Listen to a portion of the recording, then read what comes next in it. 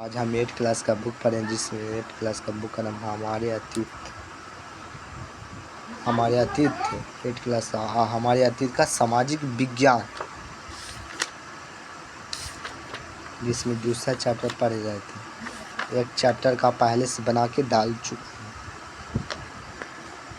हूँ। दूसरा चैप्टर का नाम है व्यापार से साम्राज्य तक कंपनी की सत्ता स्थापित होती है।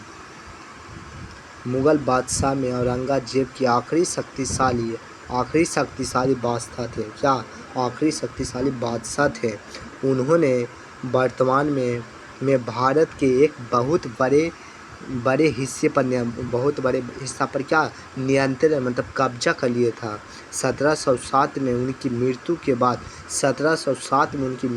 बाद बहुत सारे मुगल सूबेदार और बड़े जमींदार अपनी ताकत दिखाने लगे।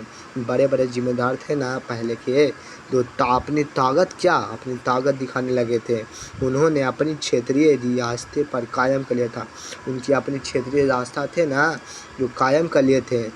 जैसे जैसे विभिन्न भागों में ताकतवर क्षेत्रीय रियासतें मतलब रास्ते के सामने आने लगी, तो दिल्ली के अधिक दिनों तक प्रभावी केंद्र के रूप में नहीं रह सकी। 18वीं शताब्दी के उत्तरार्ध तक राजनीतिक क्षैतिज पर अंग्रेज के रूप में एक नई ताकत उभरने लगी। क्या आप जानते हैं कि अंग्रेज पहले एक छोटी सी व्यापारी अंग्रेज की कंपनी के रूप में भारत आए थे, और यह एक इलाका पर कब्जे में उनकी ज़्यादातर दिलचस्पी नहीं थी। कब्जे पर उनकी मतलब अंग्रेज के थे, उनकी कब्जे पर दिलचस्पी नहीं थी। तो फिर ऐसा कैसा हुआ कि दिन वे इस विशाल साम्राज्य को स्वामी बन बैठे। इस विशाल साम्राज्य के स्वामी कैसे बैठ पाए थे? तो इस अध्याय में आप देखेंगे यह कैसे हुआ।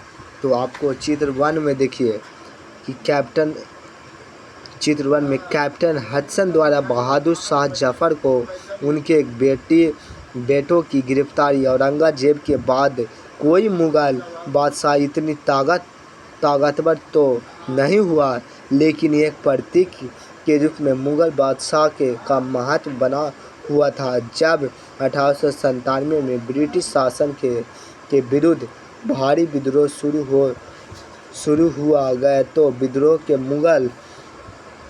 मुगल बादशाह बहादुर शाह जफर को ही अपना नेता मान लिया था। जब विद्रोह कुचल दिया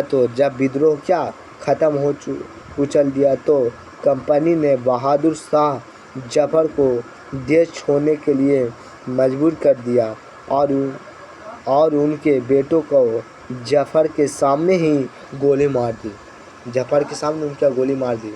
अब दूसरा चैप्टर का अध्याय कुछ पढ़ें, कुछ बाद में पढ़ेंगे।